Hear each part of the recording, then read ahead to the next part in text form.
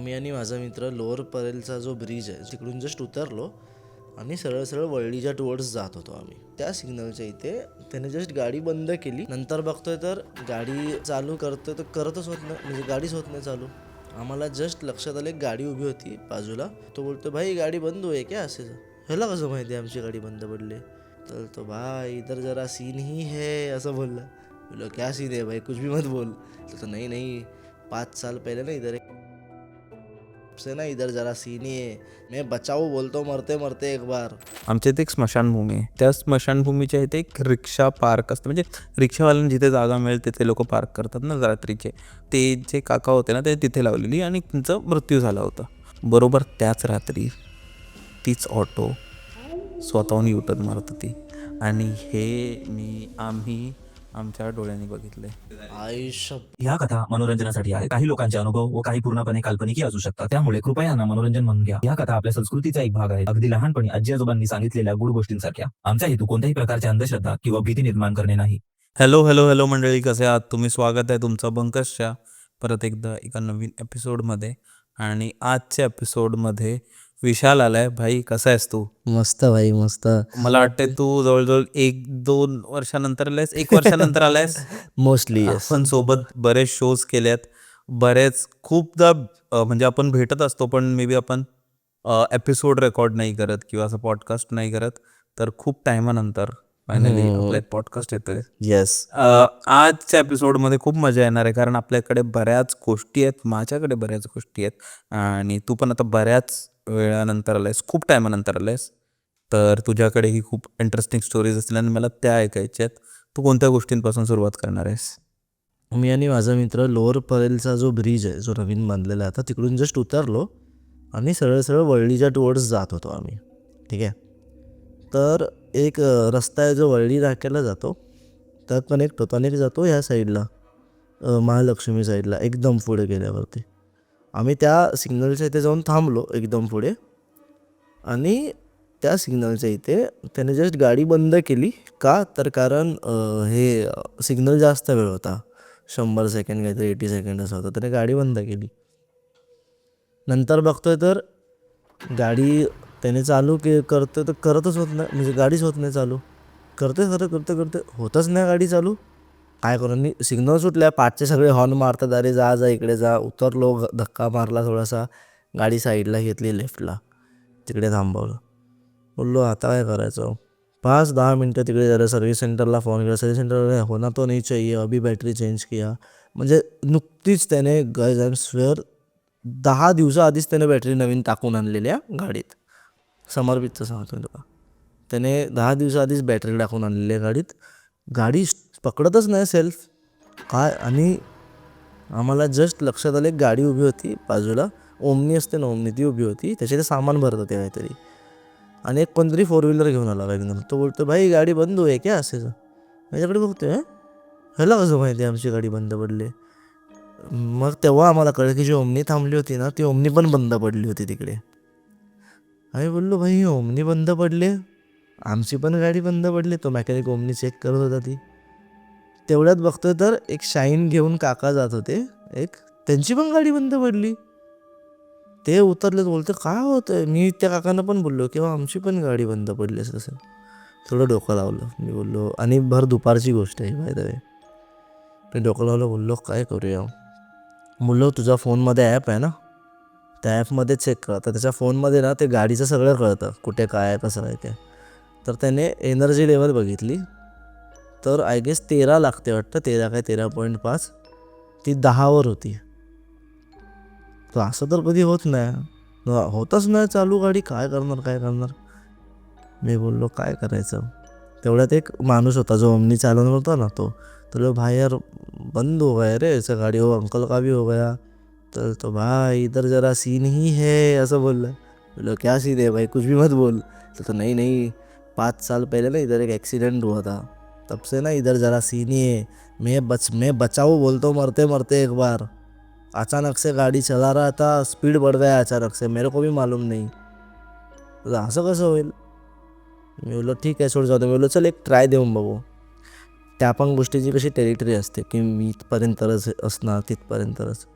मी त्याला बोललो की काम कर, आपण जाऊया पुढे, मी धक्का देतो, थोडंसं पुढे जाऊया आणि ट्राय करूया ना. जर काय झाली चालू तर समजायचं की कुछ तो था, नाही झाली चालू तर मग ठीक आहे, चल मग नव्हता काहीच तरी. कारण कोइन्सिडेंटली 10ची जी एनर्जी आहे चालू व्हायला 13ची लागते, ती अचानक होत नाही, लगेच नाही येत ती. ठीक आहे, ठीक आहे चल बोललो. गेलो गेलो गेलो ढकलतं ढकलतं ढकलतं ढकलतं पुढे पुढे गेलो थोडेसे, गाडी चालू झाली.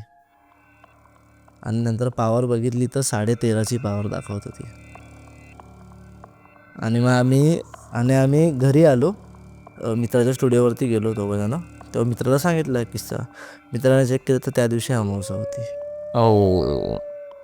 म्हणजे जे मी मगाशी मला त्याच्यावरतून आठवलं की तू एनर्जीचा बोललास ना, की ते एनर्जी कन्झ्युम करून ते कॉन्टॅक्ट करायचा प्रयत्न करतात, म्हणून पॅरानॉर्मल ॲक्टिव्हिस्ट सुद्धा तेच घेऊन जातात कधी गेले तर. That was the thing.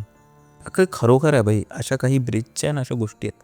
आपल्या पुण्यात पण तो एक होळकर ब्रिज झाला. ओ भाई होळकर त्याची ब्रिज, तो बरोबर आहे बाई- रे, आठवण तो करून फुल दिली. फेमस एक ब्रिज आहे. तिकडे ना तिकडे जेव्हा आता मी पुण्याला बरंचसं जात असतो कामानिमित्त, तर तेव्हा मी मित्राला घेतला आणि तो मित्राचा पुण्यातच राहतो, स्टुडंट आहे. तर स्टुडंट पुण्यातला म्हणजे इकडे तिकडे फिरणार, रात्री मजा मस्ती भटकणार. करणार. FC रोडला जाणार. हां, तर त्याच्यासोबत त्याची बाईक काढल्याने मी गेलो जस्ट. तर रात्रीचा आम्ही होळकर ब्रिजच्या बाजूला जाऊन थांबलो. आय स्वेअर सांगतो, इतकं डेंजर वाटतं. म्हणजे स्टील ते त्याच्यावरतून 4 व्हीलर जाते, बाईक पण जाते, पण तरी आमची हिंमत होत नव्हती जरा पण तिकडे जाण्यासाठी वगैरे. आमचं असं होत होतं की नक्की काय, म्हणजे कसं, हिंमतच होत नव्हती. जाऊया, माझा मित्र होतं, जाऊया जाऊया जा. मी बोललो का कशाला. आता मी एकदम सिम्पल माणूस आहे. मी बोलतो की बघा, जर तुम्हाला एखादी गोष्ट माहिती आहे, मला माहिती आहे की समुद्रात ऑक्सिजन नाही घेऊन गेलं तर मरणार आहे, मग का बघायचं काय जाऊन. बरोबर. कळलं, मला माहिती आहे मी दरीमधून उडी मारली तर मरणार आहे, मग काय ट्राय का करायचं आहे. जर मला माहिती आहे की त्या ब्रिजच्या इथे तसं काहीतरी होऊ शकतं, जर पॉसिबिलिटी आहे, जर मला असं वाटतं त्या ब्रिजच्या इथे जाऊन काहीतरी होऊ शकतं, तर पॉसिबिलिटी आहे ना, मग कशाला करणार मी उगाच. एकदम सिम्पल गोष्ट आहे. तर मी तो वाटतो जरा ब्रिज असा वेगळा. आणि मुंबईत एक तसा ब्रिज आहे, भायखळा साईडला एस ब्रिज म्हणून, आमच्या इथेच आहे तो. त्या ब्रिजचे एक मी खूप ऐकलं आहे. म्हणजे माझा एक मित्र आहे, त्याचे डॅड माझा एक मित्र आहे, त्याचे डॅड रात्री म्हणजे दुकान बंद करून सायकल घेऊन तिकडून येत होते, सायकलवरून असते. त्यांच्या छातीमध्ये पेसमेकर लावला होता. सीन असा आहे की ते येत होते आणि अचानक मला फोन आला की अरे त्याचे पप्पा हॉस्पिटलमध्ये ॲडमिट आहे आणि सिरियस आहेत. म्हणलं कसं, तर सायकलवरून येत होते, ते पडले आणि ते सिरियस झाले डायरेक्ट त्याच ब्रिजवरती. कसं काय कोणाला माहिती नाही. सायकलवरून येणारा माणूस पडून कसा सिरियस होऊ शकतो. एस ब्रिजवरची गोष्ट आहे. मी गेलो हॉस्पिटलमध्ये, गेलो तर सगळे रडत आहेत. कळलं, ते ऑफ झाले. मी जाऊन बघितलं, त्यांना व्हेंटिलेटर चालू होता, फक्त पोट असं हालत होतं, just because of the ventilator. तिकडे खूप सारे लोकांनी सांगितलं की मानकाप्याचं काहीतरी आहे. मी तर कधी बघितलं नाही आहे, पण लोक बोलतात. मी असं म्हणजे मला कुठल्या मित्राने अशी स्पेसिफिक गोष्ट नाही सांगितलेली आहे. पण एस ब्रिजचे किस्से जुने पण खूप आहेत की लाईक तिकडे एखादी टॅक्सी एकदा तर ह्या साईडने गेली होती आणि त्या साईडने आली नाही, काहीतरी CCTVमुळे ते बाहेर आलं होतं मध्ये. बापरे. म्हणजे this is completely a mystery for everyone. पडले आणि सिरियस झाले. पडले, सिरियस झाले, हॉस्पिटलमध्ये गेल्यावरती ऑफ झाले, रिझन माहिती नाही. मला पण माझ्या त्या दिवशी मित्राचा फोन आला होता. तो पण बोला त्याची आजी सिरियस आहे. गेलो कोणासोबत, अरे आजोबांसोबत. अरे हा नाही, पण जनरली सिरियस होणं बाई योग्य व्यक्तीबरोबर मस्ती. म्हणजे एक गोष्ट सगळ्यांना म्हणजे मला पण सांगायची वाटते की ज्या मुली असतील ना, त्यांनी रात्रीचं थोडंसं ऑर्गनाइज्ड वेमध्ये. ऑर्गनाइज म्हणजे काय? ऑर्गनाइज्ड वे म्हणजे आता मुली कसे ते काय रँडमली. फाईल्स आहेत ऑर्गनाइज. अरे ऑर्गनाइज्ड वे म्हणजे समज केस नीट छान बांधणं, थोडा मेकअप करून वगैरे केस सोडून जातात ना असे, माहिती आहे ना, असे बांधून असे सोडतात पाठी तसं. कारण मी 1-2 गोष्टी, तसे नको जायला. अरे त्यांची चॉईस आहे ती. पण समज रात्री तसे अपरात्री पण म्हणजे समज असं, तसे नाही गेले हां तर मग लोक बोलतील आमच्या एरियात चेटकी नाही ती फिरत असते. खरोखर पण तसेच अनुभव असू नो शकतात. Comments, no comments. आमच्या एरियात वगैरे पण खूपदा झालंय की 1-2 दिवसात काही झालं म्हणजे झालं असेल त्याच्या 1-2 दिवसानंतर काही ना काहीतरी जाणवलंय. जसं आमची बाजूची सोसायटी आहे तिकडे एक मुलगा खूप तरुण मुलगा 25-26 वर्षाचा असेल, ट्रेन ॲक्सिडेंटमध्ये तो गेला. तर त्यांनी आहे ना एक नवीन एकदम कार घेतली होती, जस्ट 1-2 महिने झाले असतील. तर तिची लाईट बंद चालू व्हायची रात्रीच्या वेळी ओके, म्हणजे अचानक मध्ये. अचानकमध्ये, आणि ते CCTV फुटेज आम्ही बघितलेत. अरे आता माझ्याकडे आहेत नाही पण बघितलेत. ते सोड भाई, आम्ही आहे ना कोविडचा टाईम होता आमच्या एरियामध्ये. आमच्या इथे एक स्मशानभूमी आहे, ठीक आहे. आणि त्या स्मशानभूमीच्या इथे एक रिक्षा पार्क असतं, म्हणजे रिक्षावाल्यांना जिथे जागा मिळेल तिथे लोक पार्क करतात ना रात्रीचे. कारण मुंबईत पार्किंग मिळणं खूप कठीण आहे. खूप जागाच नाही मुंबईत. बरोबर. तर पार्किंगसाठी ते लोक जिथे जागा मिळेल तिथे लावतात. तर ते जे काका होते ना ते तिथे लावलेली, आणि कोविडमध्ये त्यांचा मृत्यू झाला होता. आणि 2020मध्ये त्यांचा मृत्यू झाला होता, ज्यावेळी ह्या सगळ्या गोष्टी एकदम टेन्स्ड होत्या. सगळीकडे खूप जास्त टेन्शन आलं होतं, लोकांची नोकऱ्या वगैरे जात होत्या आणि खूप आजार पण होतं लोकांना. त्यावेळी त्यांचा मृत्यू झाला. बरोबर त्याच रात्री तीच ऑटो स्वतःहून युटर्न मारत होती, आणि हे आम्ही आमच्या डोळ्यांनी बघितले. तू बघितलेली वेदांती फुटेज? सिरियसली खरोखर माझ्या बिल्डिंगच्या इकडे हा, याच्याच बिल्डिंगच्या इथे झालेली. आयुष्यप्पा आहे. CCTV मध्ये फुटेज होती आणि आता शोधावी लागेल कारण 2020चा आहे. CCTV मध्ये फुटेज रेकॉर्ड आहे. भाई एक ऑटो स्वतःहून कशी फिरू शकते? कोण नाहीये त्या ऑटोमध्ये दिसतंय. आणि जो मुलगा होता ना त्या वडिलांची होती असं काहीतरी होतं, म्हणजे वडील होते नाहीतर मुलगा होता, म्हणजे त्यांच्यापैकी एक तर बापरे. आता मृत्यू झाला होता. ते तसं होतं. हे खूप डेंजर होतं ना वेदा. डेंजर सीन आहे हा, हे बेकार आहे. मला वाटतं म्हणूनच लोक बोलतात रात्रीचं जाऊ रात्रीचा नये, अपरात्रीचा कोणी मित्रांनो, रात्री अपरात्री असं फिरू नका. भटकू नका, फिरू हा, नका. फिरता येतात झुंड मध्ये जा. सगळ्यांना उठवा. मला आहे ना त्याच्यावरून माझ्या एका मित्राने त्याच्या घराबद्दल एक गोष्ट सांगितली ती आठवते. हे घर मीरा रोडमध्येच आहे आणि हे त्यांच्याबरोबर खरोखर घडलंय. त्या घरी मी बघितलंय, म्हणजे आहे त्या घरी काहीतरी विचित्र होतं. ते झालं कसं होतं नाही, 2000 मला वाटतं 17-18ची गोष्ट आहे.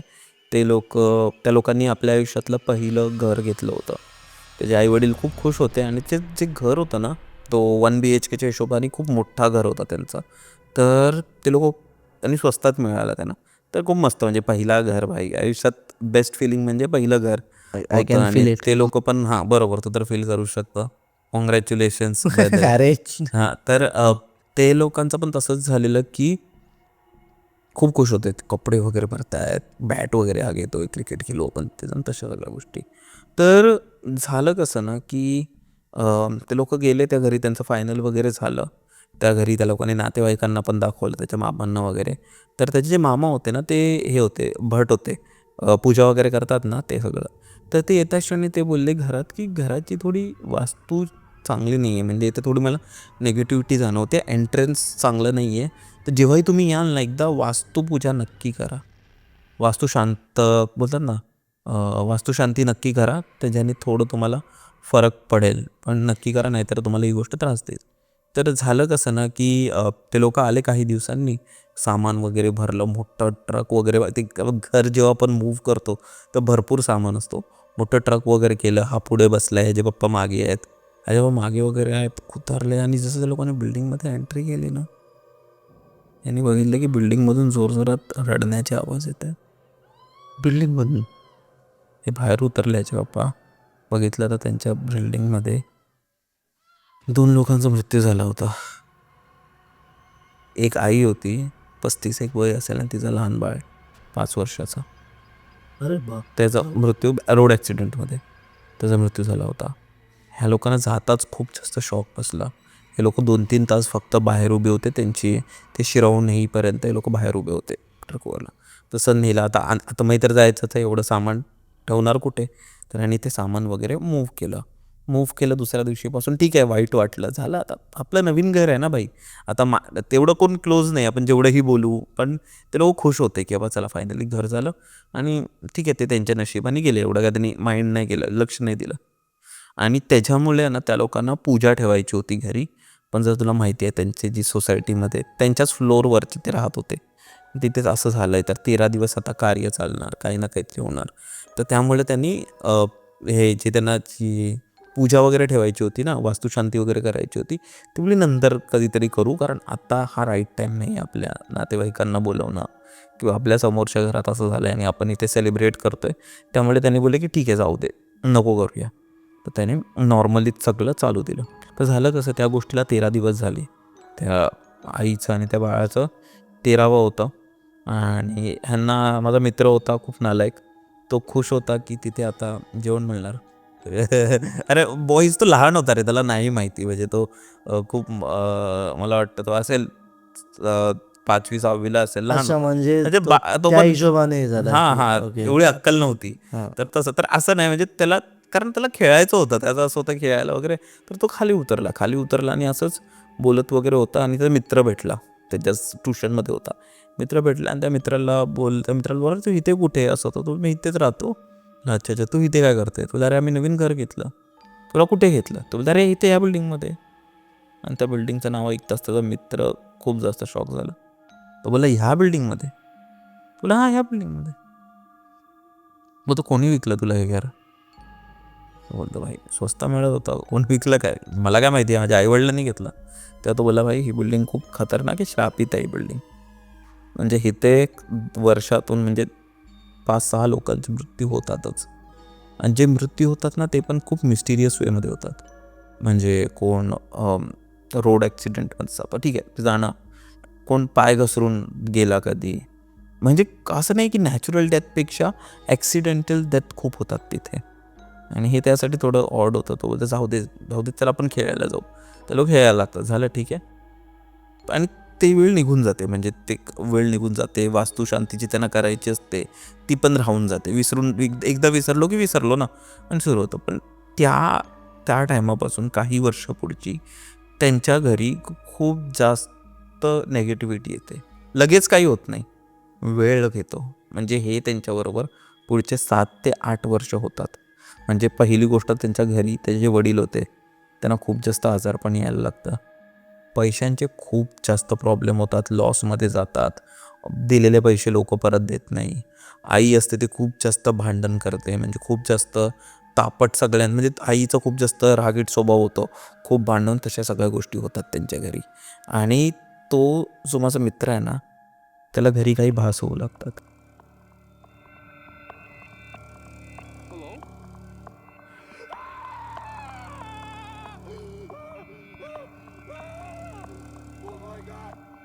की जसं त्याच्या घरी कोणतरी आहे, कोणतरी बोलतंय, कोणतरी असे पास त्यांना रेग्युलर बेसिसवर होत राहतात. आणि आजारपण पण त्यांचं वाढत जातं. आता आजारपण एवढं आहे ना, तर त्या गोष्टींवर कोणी लक्ष देत नाही.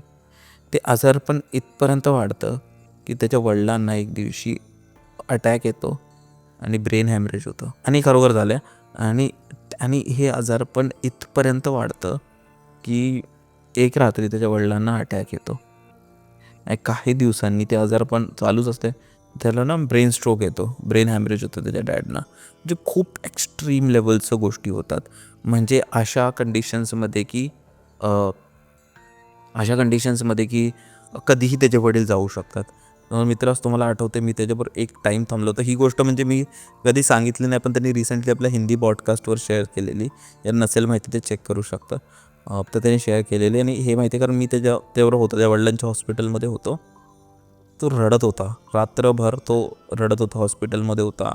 मुलगा जस्ट आता म्हणजे त्यावेळीपर्यंत कॉलेज वगैरे सुरू होतं, फर्स्ट किंवा सेकंड इयरला असेल. तो रडतोय की माझे वडील आता कोणत्याही क्षणी जाऊ शकतात. त्यांना मला शेवटचं भेटायला मिळेल की नाही मिळेल ते पण नाही माहिती. त्यांचे एवढे स्वप्न पूर्ण होतील नाही होतील, कारण त्याच्या वडिलांचं सगळ्यात जास्त फेवरेट होतं त्याच्या बाबांचा. तो 2 मुलं होती, पण ह्याला खूप त्यांनी प्रेम वगैरे, म्हणजे बोलतात ना, म्हणजे तो खूप जास्त प्रेम करत त्याच्या वडिलांवर. तर तो खूप जास्त टेन्शनमध्ये होता आणि सलग हे 3-4 दिवस चाललं. एक दिवशी मी होतो, एक दिवशी माझा कोण मित्र होता. रात्रीच्या वेळी त्याला थांबायला लागायचं. आणि एक दिवशी काय झालं ना, की तो रात्रीच्या वेळी थांबला होता ना हॉस्पिटलमध्ये. त्याला ना अचानक त्याच्या ह्याच्यावर कोणीतरी असं थाप मारले असा आवाज आला. जेव्हा त्याने मागे बघितलं तर कोण नव्हता. ते खूप विचित्र एक्सपिरियन्स होता. तेवढ्यात त्याच्या आईचा कॉल आला, की कुठे आहेस तू, काय चाललं आहे, तू ठीक आहेस? त्याच्या आईने सांगितलं की त्यांच्या बिल्डिंगमध्येच अजून एकाचा मृत्यू झाला आहे. आणि तू विचार कर मृत्यू कसा झाला असेल, की 2 भावांचं भांडण झालं आणि एकाने धक्का दिला तर तो दुसरा जाऊन बेडवर पडला आणि त्या ह्याच्यात त्याचा मृत्यू झाला. म्हणजे जागेवरती जाऊ शकतो. जागेवर मृत्यू झाला. आणि दुसऱ्या दिवशी त्याचे जे वडील होते ते बरे झाले, म्हणजे बेटर कंडिशनमध्ये आले. त्यांचं जे ऑपरेशन्स वगैरे होते ते थोडे म्हणजे 2-3 दिवसात, लगेच दुसऱ्या दिवशी नाही, बरे झाले. त्याचे काका बघ बोलले, त्याचे मामा जे बोललेलो जे भट होते हां ते आले बघायला वगैरे. आणि ते बोलले की ते जेव्हा आले म्हणजे त्यांना घरी वगैरे घेऊन आले तेव्हा ते त्याला बघायला आले त्याच्या वडिलांना. तेव्हा ते बोलले की कदाचित तुझ्या वडिलांचा मृत्यू त्यांनी घेतला. आणि तो म्हणजे ते वडिलांचे कर्म एवढे चांगले आहेत की तिथे गेला असं काहीतरी ते बोलले. आणि हे गोष्ट ऐकण्यासाठी त्याला खूप जास्त म्हणजे खराब वाटलं आणि समजत नाही, पण एक शांतता होती की चला माझे वडील वाचले. आता पुढच्या काही दिवस काय झालं की त्याची आई बोलली की खूप जास्त टेन्शन होते, खूप जास्त खर्च झाले, वडील खूप जास्त स्ट्रेस घेतील, तर ह्यांना मी घेऊन काही दिवस गावी जाते. आणि ते आपल्या गावी गेले. त्यांचं गावी नॉर्थ त्या साईडला आहे त्यांचं गाव, तिथे गेले. आता झालं कसं, ह्याचा जो भाऊ आहे ना, आता ह्या सगळ्या प्रॉब्लेम्समुळे ह्या दोघांना नोकरी करावी लागली. आता कॉलेजमध्ये होते, 3rd इयरमध्ये वगैरे होते, ह्या दोघांना नोकरी करावी लागली. हा होता तो सकाळी कॉल सेंटरचं वगैरे जॉब करायचा घरातून. आणि ह्याचा जो भाऊ होता तो नाईट शिफ्टला असायचा. तर ह्या लोकांना एकटंच घरी राहायला लागायचं, म्हणजे रात्रीच्या वेळी ह्याला एकटं झोपायला लागायचं. तर जेव्हा हे रात्री एकटा झोपायचा ना, तुला मग बोललो की ह्याला सेम भास व्हायची की किचनमधून कधी भांडी पडत आहेत, कधी काय होतंय, कधी काय होतं, घरातूनच काहीतरी होतं विचित्र. आधी वाटायचं कधी काय ना काहीतरी असं जाणवायचं की तो एकटा नाही आहे, कोणीतरी त्याच्याबरोबर आहे. ठीक आहे. तर एक दिवशी काय झालं ना, की तो झोपलेला सगळं काम वगैरे करून झोपला होता. आणि झोपला असताना ना त्याला त्याच्या स्वप्नात तर दिसलं की तो खेळतोय, तो परत लहान झाला आहे, तो परत 5 वर्षाचा झाला आहे आणि तो खेळतोय, त्याच घरात फिरतोय. आणि फिरता फिरता ना त्याला एक मुलगा दिसतोय समोर त्याच्याच एजचा. तर तो पूर्ण घरात, तो मुलगा आहे ना, तो पूर्ण घरात ओरडत फिरत असतो की आई मला वाचव, हा मला मारेल. आणि हा माझा मित्र त्याच्या मागे फिरतोय त्याला पकडायला की तू माझ्या घरी कसा घुसलास. स्वप्नामध्ये लहान ते सगळं होतं स्वप्नात त्याचं. गोष्टी तर काहीही होतं बाई, मला खूप विचित्र विचित्र स्वप्न पडतात कधी कधी. हा त्याच्या मागे फिरतो आणि तो मुलगा म्हणते आई वाचव मला, आई वाचव मला. आणि ह्याचाच किचनमध्ये जातो ना, तो त्याची आई ऑलरेडी उभी असते आणि हा त्याच्या आईच्या मागे जातो. त्या बाईनी म्हणजे एक सफेद रंगाची साडी घातलेली असते, पांढऱ्या रंगाची. तिने पूर्ण म्हणजे तिच्यावरून एक खूप जास्त डार्क सर्कल्स वगैरे असतात. हात म्हणजे असे एकदम बोलतात ना, एकदम पेल झालेले असतात, पिवळे पडलेले असतात. पण तिचा जो चेहरा असतो ना, तो एक्झॅक्ट सेम मॅच करत असतो त्या बाईशी, जी बाई ते लोक आले होते ना, त्यांचा मृत्यू झाला होता. आई आणि मुलाचा मृत्यू झाला होता. त्या बाईशी हिचा चेहरा मॅच करते. त्याला म्हणजे आठवलं आणि तेव्हा त्याला समजलं की, तेव्हा तो झटक्याने उठला की म्हणजे नक्की काय झालं आहे, म्हणजे असं नक्की झटक्याने उठला. आणि तेव्हा त्याला समजलं की बाबा, जेव्हा ते लोक या घरी आले होते तर ते घरी फक्त एकटे नव्हते आले, तर ते कोणाला सोबत घेऊन आले होते. आणि जे ते लहान मुलगा, तिची आई होती ना, ते लोक ह्यांच्याच, कारण जसं तुला सांगितलेलं की ह्यांना ह्याचे काका बोललेले की वास्तू शांती करा, पूजा करा, नव्हती केली यांनी. आणि मग हे सगळं त्याला बोलायचं होतं, पण बोलणार कुठे? वडील गावी आहेत, आई गावी आहे, घर बदलणार कसं? हा लहान, काम करताय ते लोक, 4 पैसे जोडतायत वडिलांच्या इलाजासाठी आणि घर सोडणार. हा काय, मग त्यानंतर हा काय करायला लागला ना, हा दुसऱ्या मित्रांच्याच घरी जायला लागला, कधी माझ्या घरी, पण कोणाला सांगायचं नाही की नक्की काय झालं आहे. कारण त्याचं होतं की लोक मला येड्यात काढतील, कारण हे अगेन स्वप्न आहे. पण त्याला ते आठवलं की ती बाईचा आणि ह्याचा चेहरा, त्याचा असा अंदाज होता की सेम आहे, बरोबर. तर तो काय गेला दुसऱ्यांच्या घरी वगैरे झोपायला गेला रात्रीला. आणि त्यानंतर काही दिवसांनी त्याच्याच भावाला बोलला की तू सकाळची शिफ्ट पकड, मला इथे एकटं नाही झोपायचं आहे. काही दिवसांनी त्याचे आईवडील आले, काही दिवसांनी नाही, काही आठवड्यांनी बोलू शकतो, त्याचे आईवडील आले डॉक्टर चेकअपसाठीच यायचं होतं त्याला. आले आणि त्यावेळी ते लोक सगळे झोपलेले. आणि त्या दिवशी जेव्हा झोपलेला तो परत त्याला ती बाई दिसली आणि ती त्याच्याकडे बघून हसते. त्यांनी ती बोलते मी तुला सोडणार नाही. गेल्या वेळी तुझा बाप वाचला पण आता तू नाही वाचणार, अशी ती बोलते. आणि तो डोळे उघडतो ना, तो एक गोष्ट नोटीस करतो की त्याची बॉडी आहे ना ती हलत नाही आहे. Sleep paralysis. त्याची बॉडी एकदम लॉक झाली आहे. म्हणजे तो डोळ्यांनी सगळं बघू शकतो, इथे तिथे सगळं बघू शकतो, मान हलवू नाही शकत आणि लॉक झाल्याने जसं तो वरती बघतो ना, ती बाई आता त्याच्या डोक्यावरती आहे, त्या छातीवरती बसली आहे आणि त्याला ती डोकावून बघते वर. त्या डोळ्यात डोळे घालून बघते आणि मान दाबण्याचा प्रयत्न करते. अशी छातीवर असून तो असं जोर सोडवण्याचा प्रयत्न करतो आणि तितक्यात हातपाय म्हणजे प्रयत्न करतोय कारण लॉक आहे बॉडी. तितक्यात त्याचा एक हात झटकतो, त्याला जोरात लागतो आणि तो उठतो. उठल्यावर तो त्याच्या आईला वगैरे हे सगळ्या गोष्टी सांगतो आणि मग त्याच्याच नंतर त्यांना समजतं की बाबा काहीतरी आहे, कारण ह्याच घरी आल्यापासून आमचं काहीच नीट नाही चालत आहे, काहीच ठीक होत नाही आहे. आणि मग फायनली ते लोक काही वर्षांनी लगेच ते लोक नाही सोडत, कारण त्याच्या वडिलांना थोडं बरं वगैरे. काही वर्षांनी ते लोक ते घर सोडतात. पण तो बोलतो ते जे वर्ष मी माझ्या घरात कसे काढले ते आम्हालाच माहिती. नाही, त्यांच्या एक्झॅक्टली. घरी खूप विचित्र गोष्टी व्हायच्या, जसे AC बंद चालू होते अचानक, लाईट बंद चालू होते, म्हणजे खूप गोष्टी बिघडत आहेत. तर ह्या गोष्टी त्याच्या घरी व्हायच्या, कारण असं बोलतो ना, हे जे आत्मा असतात, हे जे एंटिटी असतात, हे जे सोल्स असतात ना, ते एनर्जीज थ्रू बोलतात. मग तू बऱ्याचदा बघितलं असशील की असे एकदम काळोख हे असतं ना, म्हणजे शिडी जागा असते, की असं बोलतात ना, एक भूत बंगला किंवा एकदम रानात वगैरे एक जागा, त्याची लाईट कंटिन्यू फ्लिकर होत असते. तर ती खरोखर फ्लिकर होते की कोणतरी करतोय, की कोण आत्मा काहीतरी सांगण्याचा प्रयत्न करते. म्हणजे जनरली ना, हे ज्या गोष्टी असतात त्या एनर्जी थ्रूज, म्हणजे जर कोणाला तुला कॉन्टॅक्ट करायचा असेल ना तर ते डायरेक्ट नाही करणार, ते एनर्जीज यूज करतात. जसं की FM रेडिओ असतो, लाईट सोर्स असतात, या त्या आणि गोष्टी, कॅमेरा. म्हणूनच जे पॅरानॉर्मल इन्व्हेस्टिगेटर असतात ना, ते इलेक्ट्रोमॅग्नेटिक वेव्ह थ्रू त्यांच्याशी बोलतात. पण त्यानंतर त्या लोकांनी काही वर्षांनी तो घर सोडला. आणि तुला बोलू, जसं त्या लोकांनी घर सोडलं ना, त्यांचे परत लाईफमध्ये सगळ्या चांगल्या गोष्टींनी स्वतः दुकान घेतलं त्याने. म्हणजे बऱ्याच गोष्टी, त्याचा भाऊ आहे तो अब्रॉडमध्ये शिफ्ट झाला, म्हणजे खूप चांगलं त्याने स्वतःचं घर बांधलं, म्हणजे बेटर त्यांनी गाडी वगैरे घेतली. बरं झालं ते घर तर सोडलं. बेटर गोष्टी स्टार्ट झाल्या त्याच्या लाईफमध्ये. म्हणजे आणि कसं आहे माहिती आहे का, स्लीप पॅरालिसिस ही गोष्ट आहे ना, ज्या लोकांनी कधी अनुभवली नसतं, म्हणजे मी पण नाही अनुभवले आत्तापर्यंत. तर मी ऐकून होतो की असं काही होतं, पण बाकीचे लोक काय करतात, ते बोलतात की हे काय नसतं, असं वाटतं कोण बसलं हे करते. पण माझ्या एका मित्रासोबत ते झालेलं आहे स्लीप पॅरालिसिस. त्याने जो मला एक्सपिरियन्स सांगितला ना, तेव्हापासून मला कळलं की नाही, जर आपल्यासोबत एखादी गोष्ट झाली नाही आहे तर त्याचा डिसरिस्पेक्ट करू नका. ह्याचा अर्थ हे नाही की ते एक्झिस्ट नाही करत. एक्झॅक्टली. आता असं नाही ना की माझ्यासाठी एखादी गोष्ट एक्झिस्ट करते, ती आता रिकी माझा मित्र आहे, ओळखीचा आहे, ठीक आहे.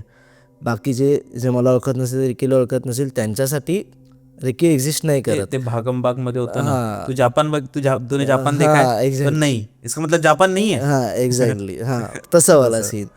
त्यावरून मला एक गोष्ट आठवली, ती मला आपल्या श्रोत्यांना सांगायची आहे की जर तुम्हालाही आपल्या पॉडकास्टवर यायचं असेल तर डिस्क्रिप्शनमध्ये गुगल फॉर्म दिला आहे किंवा कमेंटमध्ये गुगल फॉर्मची लिंक असेल, डिस्क्रिप्शनमध्येच असेल बहुतेक, पहिली लिंक असेल, त्यावर जाऊन तुम्ही तुमची गोष्ट सांगू शकता.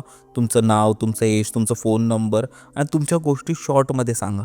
आणि जर तुमच्या गोष्टी इंटरेस्टिंग असल्या तर आपण नक्कीच सोबत पॉडकास्ट करू. आणि दुसरं म्हणजे हे की आता तुम्हाला माहिती आहे की उन्हाळ्याच्या सुट्ट्या लागल्यात, आपण प्रत्येकजण मे महिन्यात गावी जातो. तर जर तुम्ही गावी गेलात आणि तुमचे काका काकी किंवा आजी आजोबा किंवा आई वडील ज्यांनाही, त्यांच्याकडे जर असे इंटरेस्टिंग हॉरर स्टोरीज असतील किंवा देवाचे किंवा स्पिरिच्युअल स्टोरीज असतील, स्वामींचे झाले किंवा आपल्या देवींचे झाले, कोणाचेही, त्यांच्याकडे जर असे काही अनुभव असतील आणि त्यांना जर शेअर करायचे असतील तर तुम्ही रेकॉर्ड करा तुमच्या मोबाईलमधून, ठीक आहे. तुमच्या मोबाईलवरून रेकॉर्ड करा. मेक शुअर तुमचा माईक किंवा इयरफोन त्यांना देत आहे, जेणेकरून ऑडिओ चांगला असेल. आणि त्यांना सांगा, अनुभव सांगायला सांगा त्यांचं हॉरर एक्सपिरियन्स. आणि आपण नक्कीच एक एक करून आपल्या पॉडकास्टमध्ये ते ॲड करू शेवटला. तर मला माहिती आहे की त्यांना कदाचित लाजत असतील किंवा समोर असं बोलायचं नसेल, पण जर तुम्ही ते रेकॉर्ड केलं, कारण बऱ्याच लोकांकडे गोष्टी आहेत आणि जर त्यांना शेअर करायचं असेल नक्की रेकॉर्ड करा आणि आपल्याला bunkerspodcast@gmail.com वर पाठवा आणि आपल्या प्रत्येक पॉडकास्टच्या एंडवर त्यांची स्टोरी आपण टाकू. ठीक आहे. आता विशाल भाई, गोष्ट सांग बाबा आता तू. तर माझा एक मित्र आहे, ठीक आहे. तो बऱ्याचसा असा फिरत असतो, म्हणजे तो लाईन प्रोड्युसर आहे फिल्म इंडस्ट्रीमध्ये. तर जेव्हा कोण असे डिरेक्टर्स वगैरे येतात तर त्यांना प्रत्येक लोकेशन वगैरे सर्वे करून देणं की ह्या इथे सिक्वेन्स करू शकतो, हे ते करू शकतो, जेवण वगैरे जे लाईन प्रोड्युसर काम करतात ते तो करतो. निखिल नाव आहे त्याचं. तर एक दिवस असं झालं की तो गेला त्या एक गोष्ट करायला. कुठे तर MP साईडला, मध्य प्रदेश साईडला. त्यांना थोडंसं असं अबॅन्डन विलेज टाईप असं काहीतरी हवं होतं, जरासं असं छान. तर ते दाखवली विलेज त्यांना. आणि तिकडे ना एक असा ढाबा होता असा वेगळा. गावात पण लोक थोडेसे राहत होते, पण असं बोलतात ते की संपत आलेलं गाव टाईप असतं, तसं एक होतं ते MPत. एक्झॅक्ट लोकेशन नाही माहिती मला. कमी लोक त्या गावात खूप राहतात. कमी लोक होते आणि तो रस्ता पण असा वेगळाच होता. आणि वेळ पण किती एकदम रात्रीची वगैरे होती, कारण की त्यांना ते टेक्निकल रेकी सुरू होते. तर कॅमेरा घेऊन ते फिरत होते. त्यांना रात्री बघायचं होतं की लाईटचं कसं आहे, किती लाईट रिक्वायरमेंट लागेल, त्या हिशोबाने ते सगळं बघत होते. तर गेले ते लोक आणि एका ढाब्याच्या इथे जेवायला बसले. एक 4 ते 5 जण आहेत. तर जस्ट ते आले आणि डिस्कशन करायला लागले की हां ते घर आपण बघितलं, त्याचं नाव होतं असं असं असं काहीतरी नाव होतं त्याचं. तर ते बोलले हां त्याचं घर वाटतं ओके, त्याला देऊ थोडेफार पैसे जे काय आहेत ते आणि करून टाकू आपलं, बाकीचं काय होऊन जाईल असं तसं येते. तेवढ्यात तो जो ढाबा होता ना, त्याचा ओनर असा बसलेला होता, त्यांना बघतोय कंटिन्युअसली, हे काय बडबडत आहेत. तर तो गेला त्यांच्यासमोर. तर तिकडे थोडंसं वेगळ्या ह्याच्यामध्ये बोलतात MPला वगैरे. तो बोलला की काय कुठून आला आहे वगैरे असं तसं आहे. तर आम्ही राहतो मुंबईला वगैरे, असं असं आहे, इथे कामासाठी आलो होतो, तर रीतसर परमिशन वगैरे घेऊन आलो, असं काही प्रॉब्लेम नाही. नाही नाही त्याचा काही प्रॉब्लेम नाही, पण तुम्ही कुठलं घर बघितलं. तो बोलतो की आतमध्ये गेलं त्या गावाच्या इकडे की तिकडे एक कुठलं तरी असं दगडाचं मंदिर आहे जुनं एकदम. त्या मंदिराच्या एक मोजून एक किती 100 मीटरच्या आसपास ते घर होतं असं मधोमध. ते घर असं अबॅन्डन टाईप, ते छान आढळलं. तिकडे एक म्हातारा आणि म्हातारी राहत होते. तर त्यांना बोललं, ते ॲडजस्ट करायला रेडी झालं आहे आमचं बोलणं. तर असं ते ठीक आहे चालेल. मग त्याच्यानंतर तो बोलला की तुम्हाला कोणी सांगितलं की ते तिकडे राहतात दोघं. तर आम्ही भेटलो त्यांना. तर तिकडे कोणीच नाही राहत एवढ्या टाईमपासून. मी रोज त्या रस्त्याने येतो, बोलतो, तिकडे कोणीच नाही राहत. आणि जेव्हा जेव्हा मी येतो मलाही तिकडे वाटतं की ते काहीतरी अनयुज्युअल गोष्ट आहे, काय आहे. ती प्रॉपर्टी सेलला काढलेली आहे, तरी पण ते अजून कुठे जात नाही आहे. त्याचा जो नातू आहे त्या माणसाचा, तो डायरेक्ट अमेरिकेला शिफ्ट झालेला आहे. त्यालासुद्धा परत इथे कधीच यायचं नाही आहे. आणि तुम्ही नको त्या गोष्टींमध्ये पडू नका इकडे, जर तुम्हाला माहिती नसेल तर. एखाद्या कुठल्या तरी लोकलला घ्या, असं तसं आहे ते. आणि त्याच्यानंतर त्यांनी काहीतरी तिकडे ना MPचे जे रोड्स आहेत ना, आता मीही गेलो होतो कामासाठी तेव्हा बघितलं मी, MPचे जे रोड्स आहेत ना तिकडे ना तुला खायचे खूप वांदे आहेत जास्त करून. तुला जास्त काय असे हॉटेल्स वगैरे लगेच नाही, खूप खूप लांब लांब आहे असं. म्हणजे तुला सकाळी निघशील तर तुला दुपारभर पूर्ण भूकच राहायला लागेल एक चांगलं जेवण जेवायचं असेल तर. संध्याकाळी तुला भेटेल चांगलं, एवढं लांब लांब आहे.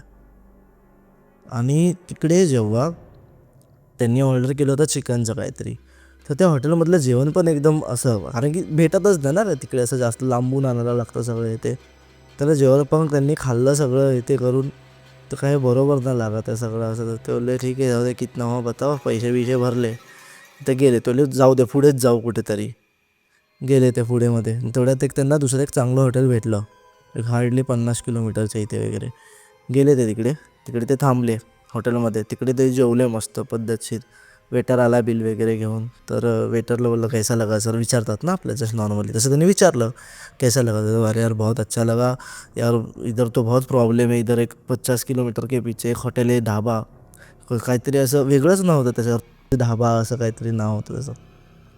ढाबा करके कोई तो था ऐसा, अच्छा नहीं है, ऊपर से वो गांव का कुछ तो बता रहा था, कौन से गाव, त्याने काहीतरी गावाचं नाव घेतलं. मग तो बोलला हाँ वो गाँव का बहुत अलग है, वो बोलतो गाँव, उस गाँव में ना मतलब अभी अभी एज ऑफ नाव एक भी बंदा नाही रह रहा है.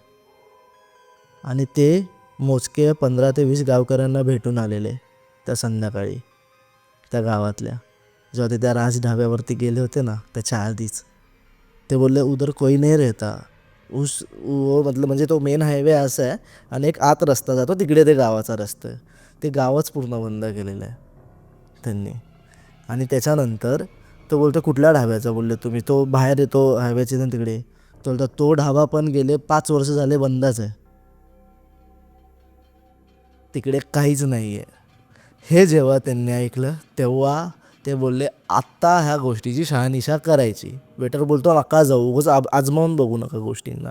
ह्याने काय केलं, हे लोक गाडी काढली, हे लोक गेले 50 किलोमीटर पाठी, बघतात तर तो ढाबा होता ना, ढाबा काहीतरी असं लिहिलं त्याने, तो ढाबा बंद होता.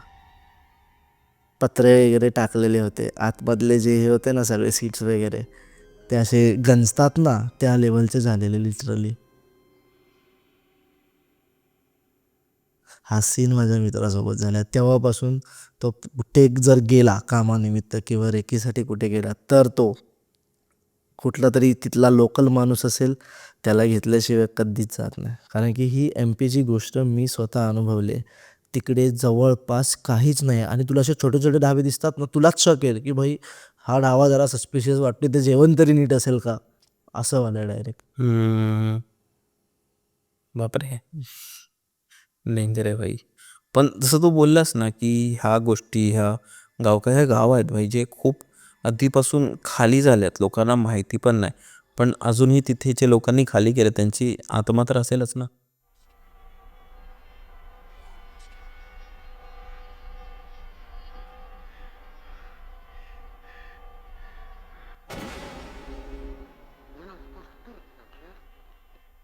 ऑफकोर्स आता कसं आहे त्या गोष्टीची आपल्याला कुठली अशी पार्श्वभूमी माहिती नाही, नक्की काय झालं होतं काय, काहीच माहिती नाही ना.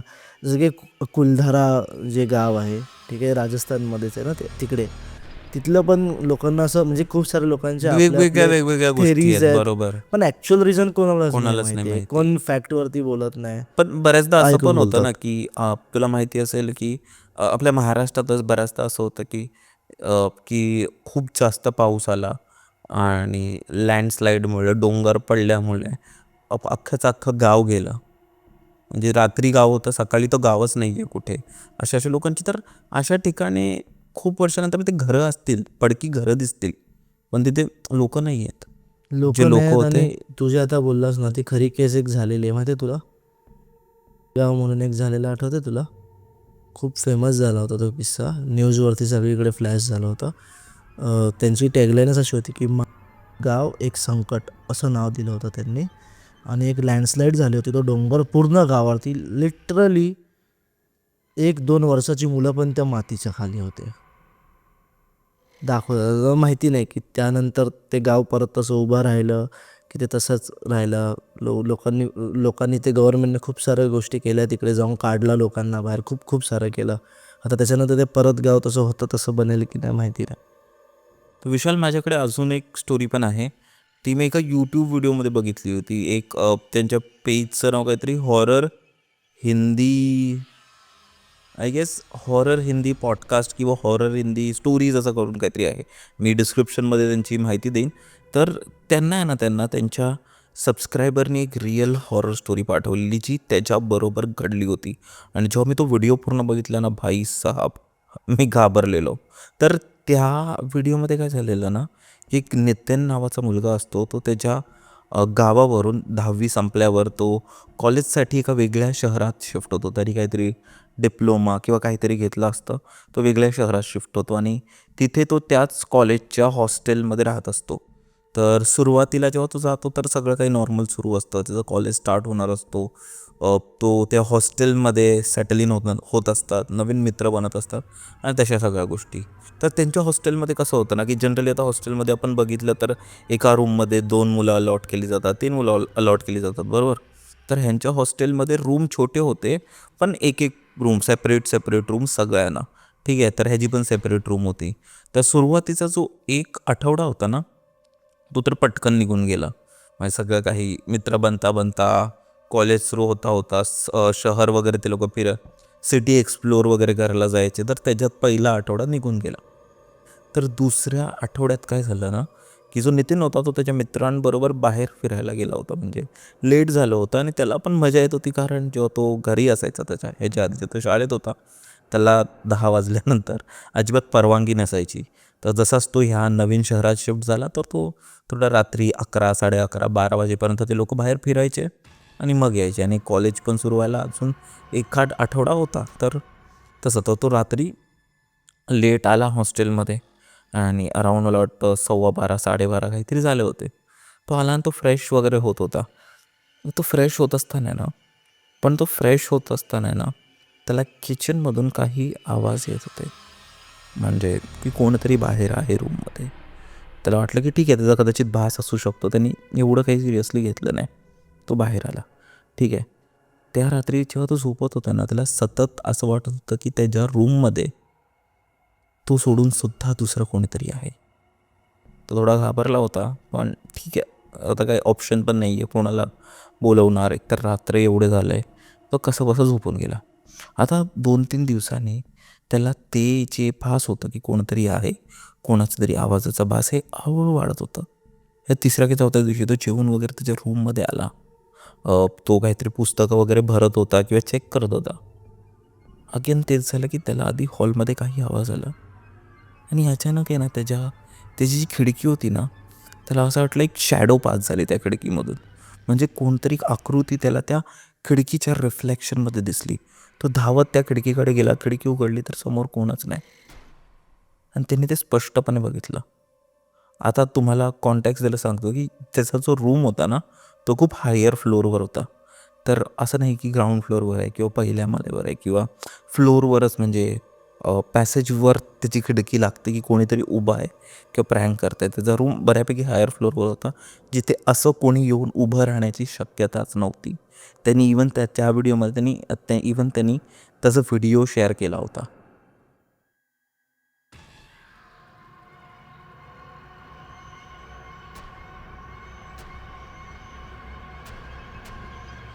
त्या रात्री त्याला एक समजून चुकलं की ह्या रूममध्ये फक्त मी एकटा नाही आहे. जे आतापर्यंत मला जे वाटत होतं, जे मला भास वाटत होते, तर हे भास नाही आहे, तर ते माझ्या व्यतिरिक्तही कोणीतरी आहे. आता ह्या गोष्टीत तुम्ही बोलाल की त्याला पटकन रूम सोडलं पाहिजे होतं किंवा पटकन त्याला ह्याच्या विरोधात काय ॲक्शन घेतले पाहिजे होते. पण तुम्ही स्वतः विश्वास ठेवा ना, की त्याला एखाद्या वेळी सावली दिसते किंवा काही आवाज येत आहेत. ह्या कारणामुळे त्याचे आईवडील कदाचित मग त्यालाच बालिश समजतील की तो एकतर एवढे पैसे खर्च करून शहरात गेला आहे, एवढी महागडी रूम घेतली, एवढी फीज वगैरे भरली आहे त्यांनी आणि आता तिथे जाऊन तो हे कारणं देतो आहे. तर हे त्याला पण बरोबर नव्हतं वाटत. म्हणून त्याला तिथे राहण्याच्या अलावा काहीच पर्याय नव्हता. त्या व्यतिरिक्त दुसरी गोष्ट ही होती की तो जरा म्हणजे एकदम घाबरट नव्हता. त्याला ते सहन करण्याची किंवा त्याला ते एक्सप्लोर करण्यासाठी त्याला ते अजून एक्सप्लोर करायचं होतं, असं आपण म्हणू शकतो. तर एखादा आठवडा अजून गेला. त्याचे कॉलेजेस वगैरे सुरू होते आणि ह्या गोष्टी तो बऱ्यापैकी विसरला होता. त्याचं काहीतरी असाइनमेंट वगैरे होतं आणि रात्रीच्या वेळी तो ते असाइनमेंट कंप्लीट करत होता. तर त्यांनी एक गोष्ट नोटीस केली की त्यांनी जे समोर वह्या पुस्तक ठेवल्या होत्या, त्यांच्यावर पेन होते. तर ते पेन आपोआप हलत होते.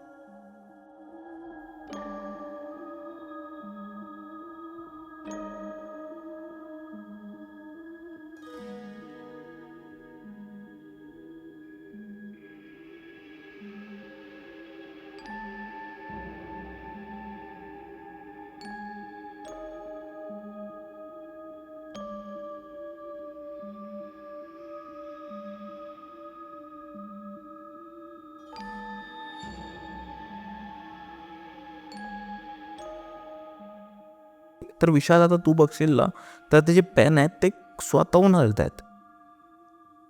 ठीक आहे. तर ते झालं, म्हणजे ते तेव्हा त्याला समजलं काहीतरी आहे. म्हणून त्यांनी रेकॉर्ड वगैरे केलं, त्या सगळ्या गोष्टी केल्या. तर 2-3 दिवसानंतर आता ह्या पॉईंटला जर माझ्याबरोबर असं काही झालं असतं, तर भाई मी एक क्षणी तिथे थांबलो नसतो, मी पळत गेलो असतो. पण नितीनला इथे दाद दिली पाहिजे की त्यांनी ते हे सगळं राहून ऑब्झर्व करत होता. त्याच दिवशी मला वाटतं की त्याला त्याच रूममध्ये, त्याच्या बाथरूममधून त्याला एक आवाज आला खिडकीचा, म्हणजे खिडकीतून काहीतरी वाजतंय. तर आता समजलं की मला पुरावे गोळा करायचे आहेत. त्याने तो मोबाईल घेतला आणि तो आतमध्ये गेला, खिडकीच्या बाथरूमच्या आतमध्ये गेला. आता तो बाथरूममधून आहे ना विशाल, तसं टक टक टक टक वाजवत होता. आणि भाई तू बिलीव्ह नाही करणार, समोरून उत्तर येत होतं. इथे अजून तो वाला व्हिडिओ की टक टक टक टक. आणि तो आवाज पण खूप जास्त विचित्र होता. म्हणजे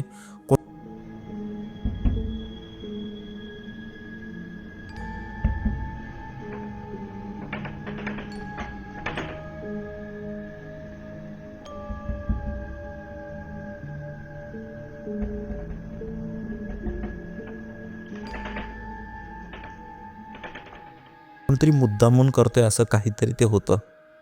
जसाच तो बाहेर पडला ना बाथरूममधून, विदिन अ सेकंड, म्हणजे ब्लिंकमध्ये त्याला असं दिसलं कोणतरी लहान मुलगा तिथून जाते. म्हणजे पटकन एक शॅडो त्याच्या इथून पास झाली असं दिसलं. आता त्या दिवशीपासून त्याला तिथून खरोखर निघायचं होतं.